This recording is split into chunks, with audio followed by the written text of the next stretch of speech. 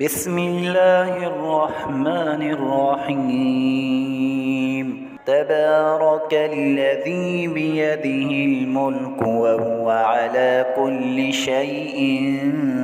قدير الذي خلق الموت والحياة ليبلوكم أيكم أحسن عملا وهو العزيز الغفور الذي خلق 7 سماوات طباقا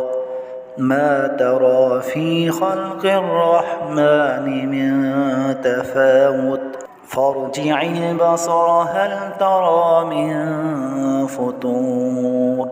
ثم ارجع البصر كرتين ينقلب إليك البصر خاسئا وهو حسير ولقد زينا السماء الدنيا بمصابيح وجعلناها رجوما للشياطين وأعتدنا لهم عذاب السعير وللذين كفروا بربهم عذاب جهنم وبئس المصير إذا ألقوا فيها سمعوا لها شهيقا وهي تفور تكاد تميز من الغيظ كلما ألقي فيها فوج سألهم خزنتها ألم يأتكم نذير قالوا بلى قد جاءنا نذير فكذبنا وقلنا ما نزل الله من شيء إن أنتم إلا في ضلال كبير وقالوا لو كنا نسمع أو نعقل ما كنا في أصحاب السعير فاعترفوا بذنبهم فسحقا لأصحاب السعير إن الذين يخشون ربهم بالغيب لهم مغفرة وأجر كبير وأسروا قولكم أو اجهروا به إنه عليم بذات الصدور ألا يعلم من خلق وهو اللطيف الخبير هو الذي جعل لكم الأرض ذلولا فامشوا في مناكبها وكلوا من رزقه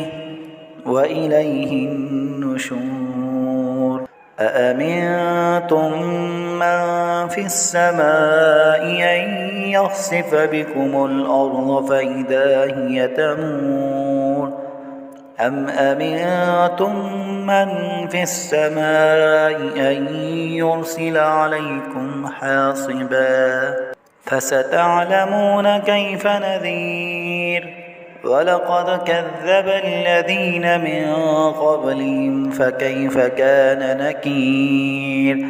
أولم يروا إلى الطير فوقهم صافات ويقبض ما يمسكهن إلا الرحمن إنه بكل شيء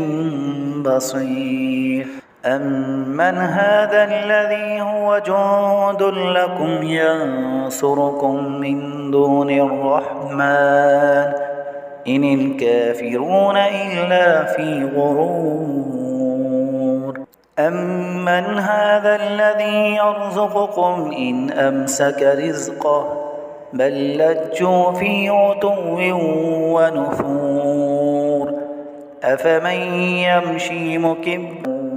كفروا وقيل هذا الذي كنتم به تدعون قل أرأيتم إن أهلكني الله ومن معي أو رحمنا فمن يجير الكافرين من عذاب أليم قل هو الرحمن آمنا به وعليه توكلنا فستعلمون من هو في ضلال مبين قل أرأيتم إن أصبح ماؤكم غورا فمن يأتيكم